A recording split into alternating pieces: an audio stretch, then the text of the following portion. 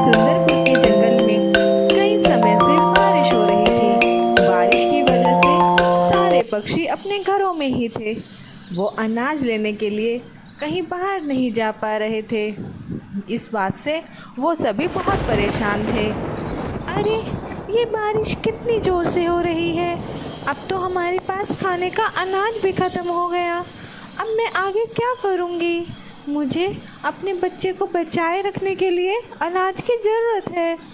मुझे टोनी चिड़िया के पास जाकर उससे मदद मांगनी होगी।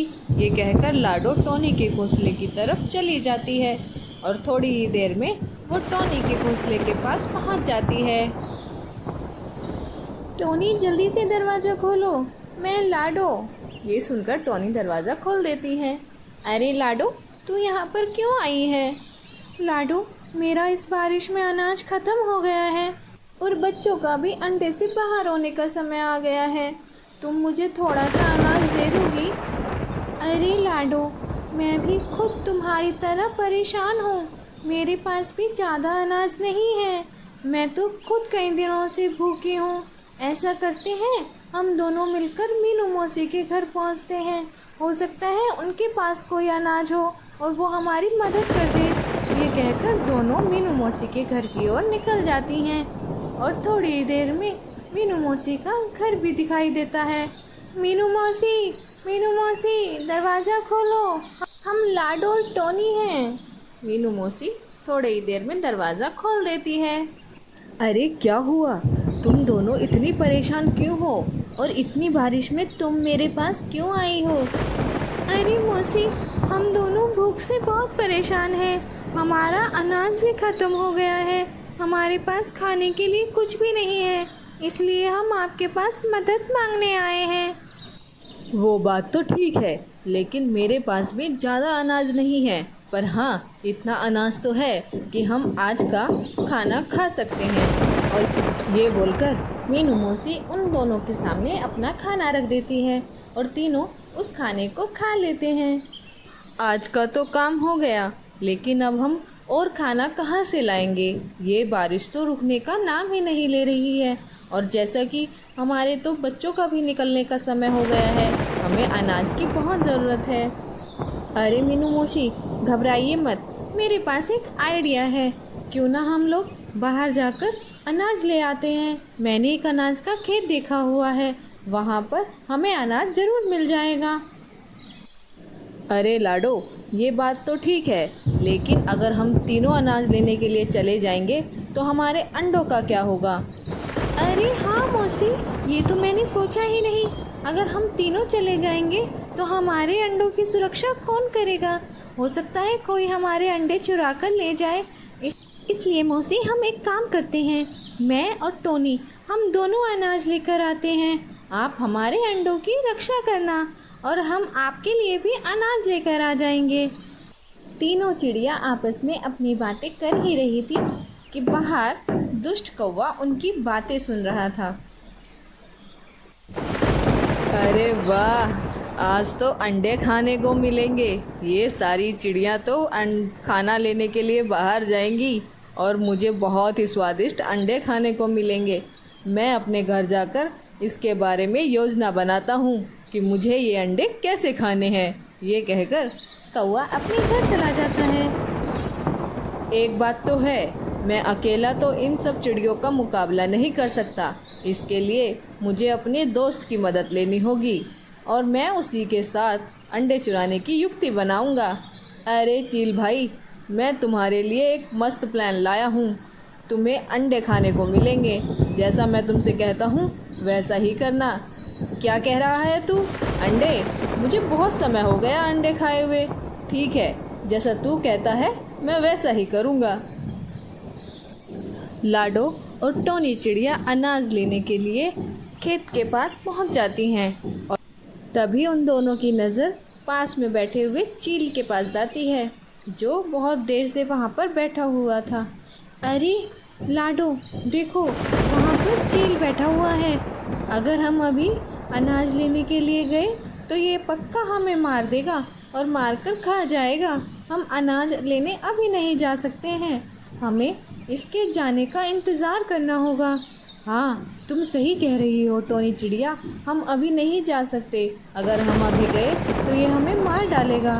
वो दोनों थोड़ी देर इंतज़ार करते हैं, लेकिन चील वहाँ से हिलने का नाम नहीं ले रहा था। अरे लाडो, लगता है ये चील यहाँ से नहीं जाएगा। हमें जंगल की दूसरी ओर से जाकर अनाज लेकर आना होगा, क्योंकि अगर हम यहाँ से गए तो ये हमें पक्का मार डालेगा और हमें अनाज भी लाना ज़रूरी है। हाँ, तुम ठीक कह रही हो टोनी, हमें अब जंगल के अंदर जाना होगा, हम यहाँ से अनाज नहीं ले सकते।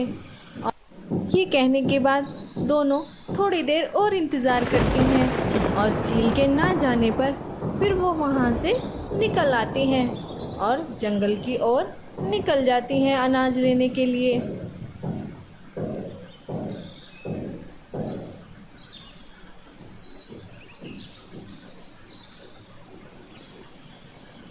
और जैसे तय था, कालू कौवे की योजना काम कर गई। अब वो खाने में नशे की गोली मिला देता है और खाना लेकर मीनू मौसी के घर पहुंच जाता है। मीनू मौसी, दरवाज़ा खोलो, मैं हूँ कालू। कालू की आवाज़ सुनकर मीनू दरवाज़ा खोल देती है और वो अंदर चला जाता है। अरे क्या हुआ, तू यहाँ क्यों आया है, तुझे क्या काम है? अरे मौसी, मैं यहाँ पर आपको अनाज देने के लिए आया हूँ। मुझे लाडो और टोनी ने भेजा है। उन्हें अनाज लेने के लिए जंगल से दूर जाना पड़ रहा है। यहाँ उन्हें अनाज नहीं मिला। उन्होंने आपके लिए खाना भिजवाया है। उन्हें आने में थोड़ा समय लगेगा। ठीक है, तू खाना रख और यहाँ से चला जा।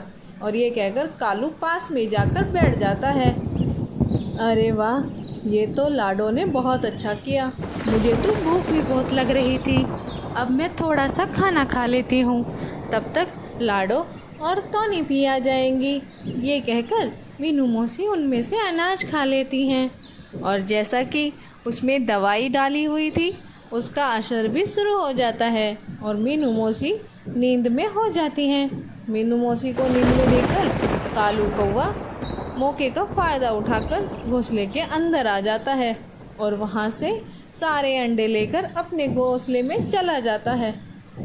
थोड़ी देर बाद लाडो और टोनी भी घर वापस आ जाते हैं, लेकिन उन्हें अपना गेट खुला हुआ मिलता है और वो मीनू मौसी से आकर पूछते हैं, मीनू मौसी, यहाँ पर क्या हुआ और हमारे अंडे कहाँ गए? मीनू मौसी अंडों की तरफ देखती है तो वहाँ पर अंडे नहीं होते और वो लाडो और टोनी को सारी घटी हुई घटना बता देती है।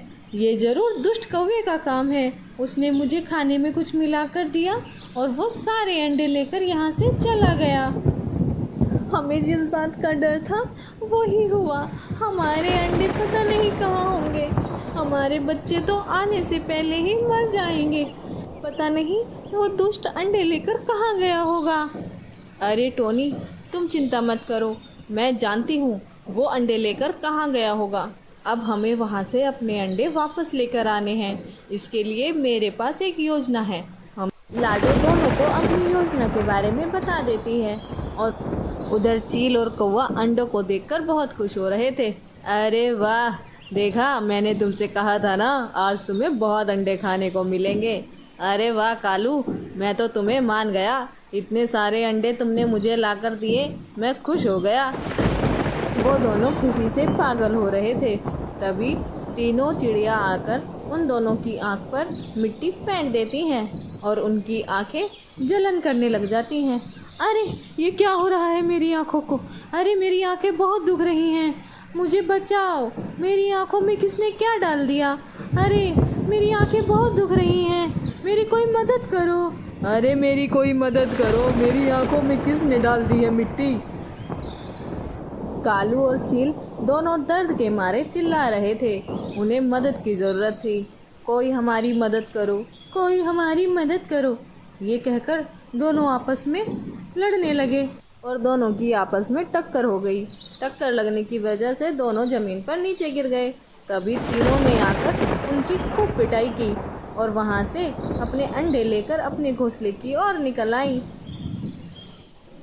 तब तीनों चिड़ियाओं ने अपने अपने अंडे अपने घोंसले में रख दिए।